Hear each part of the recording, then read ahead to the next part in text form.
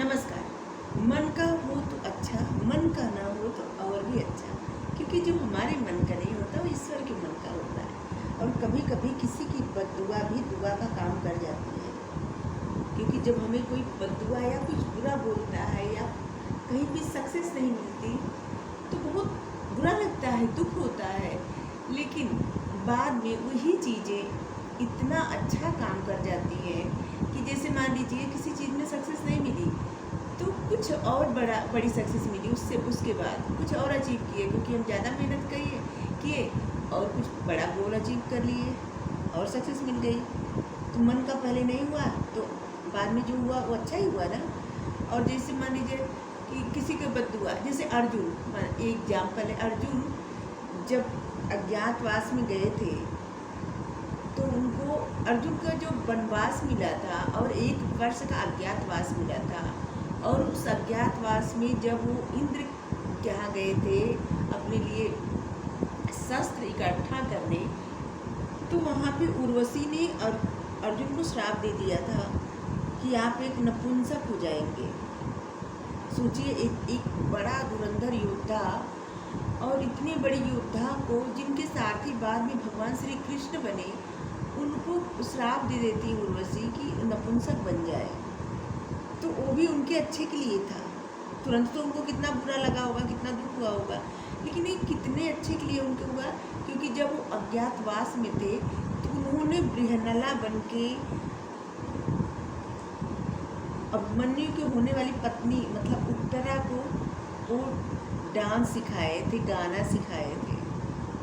तो ये अर्जुन के लिए अच्छा हुआ था ना, क्योंकि सब तो छुप जाते थे, कहीं ना कहीं छुप जाते पांडव। ये अर्जुन के लिए अच्छा ही हुआ ना, क्योंकि अज्ञातवास में अगर अर्जुन न छुप पाते तो सब कौरवों को पता चल जाता, तो फिर से उनको 12 वर्ष का वनवास और 1 वर्ष का अज्ञातवास भुगतना पड़ता। तो किसी की बद्दुआ भी दुआ के काम कर गई, वो भी अच्छे के लिए। तो जो होता है हमेशा अच्छे के लिए ही होता है। अगर आपके मन का कुछ नहीं हुआ तो उससे अच्छा होगा, क्योंकि वो ईश्वर का मन का, वो प्रभु के मन का होगा, ईश्वर के मन का होगा। और जो चीज़ें ईश्वर के मन से होती हैं वो सबसे अच्छी होती है। जैसे ध्रुव तारा सुने हैं आप? नहीं सुने होंगे तो हम आपको बता रहे हैं कि ध्रुव एक छोटा सा बालक था। कैसे बोले, बालक थे। ध्रुव जब एकदम छोटे से थे तो ध्रुव के पिता एक राजा थे, और राजा 2 शादी कर लिए थे। उनकी पहली वाइफ से ध्रुव थे और दूसरी वाइफ से उनका दूसरा लड़का था, ठीक है। तो जो दूसरी रानी थी वो हमेशा उनके पिता पे अपना हक जमाती थी और अपने ही बच्चे को खिलाने देती थी, गोदी में देती थी। ध्रुव को इतनी इच्छा होती थी कि वो अपने पिता के गोद में बैठे। और ध्रुव की माँ बहुत सात्विक, बहुत अच्छी, एक देवी समान थी। ज़्यादा अपना हक नहीं मानती थी। वो सोचती थी जो हो गया सो हो गया, हो रहा है जो हो रहा है, और उनकी बात राजा सुनते भी नहीं थे। और ध्रुव को हमेशा ये बात सताती थी कि उनके पिता उनको गोदी क्यों नहीं लेते, उनको क्यों नहीं खिलाते, सबको खिलाते उनको क्यों नहीं खिलाते। और एक दिन ध्रुव जाके एक बार अपने पिता की गोदी में बैठ गए और उनकी सौतेली माँ आई और उनको हाथ खींच के भगा दी, ठीक है। तो इस छोटे से बच्चे को इतना दुख हुआ कि वो जाके अपनी माँ के पास रोने लगे कि हम अपने पिता की गोद में बैठे थे और हमको हटा दिए। तो उनकी माँ कही कि तुम एक दिन जगत पिता की गोद में बैठोगे, परमेश्वर की, विष्णु भगवान की, ठीक है।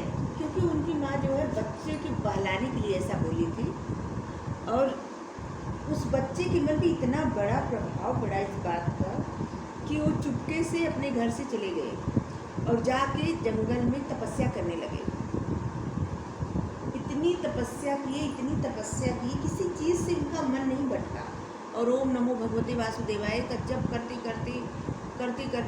ओम नमो भगवते नारायणाय, ओम नमो भगवते वासुदेवाय, मतलब विष्णु भगवान का जप करते वो इतने उनका इतनी परीक्षा ली गई उनकी कि जैसे शेर आया, वहाँ पे आग लग गई, कुछ भी हुआ, वो जो है छोटा सा बालक, उनका मन जरा सा भी नहीं भटका भगवान के प्रति। भगवान के भक्ति से जरा सा भी मन नहीं भटका। और तब भगवान जी प्रकट हुए। भगवान जी बोले कि तुम इतनी तपस्या इतनी छोटी सी उम्र में कर रहे हो, तुमको क्या चाहिए? तो बोले कि हमको अपने पिता की गोद में बैठना है। तब स्वयं विष्णु भगवान उनको अपनी गोदी में बैठा लेते हैं और इसके बाद उनको वरदान देते हैं कि जब तक ये धरती आकाश जब तक रहेगा, अनंत अनंत तक, युगों युगों तक तुम तारा बन के चमकोगे। तभी ध्रुव तारा, आकाश में सबसे चमकीला तारा रहता है ध्रुव तारा। और इसी तरह ध्रुव के पिता अगर गोदी नहीं लिए तो उनके लिए कितना अच्छा हुआ कि स्वयं जगत पिता की गोदी में ध्रुव बैठे और आज भी चमकते हैं ध्रुव तारा बन के।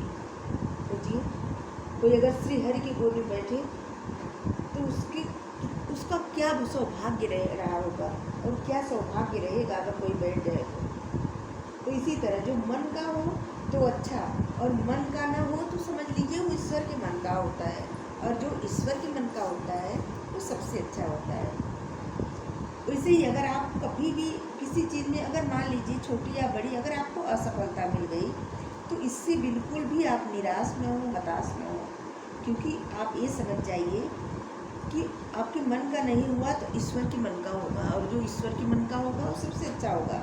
और इससे निराश हो कि आप जो मेहनत करते हैं, जो जिस तरह से आप अपने आप को प्रेजेंट करते थे वो सब छोड़ मत दीजिए।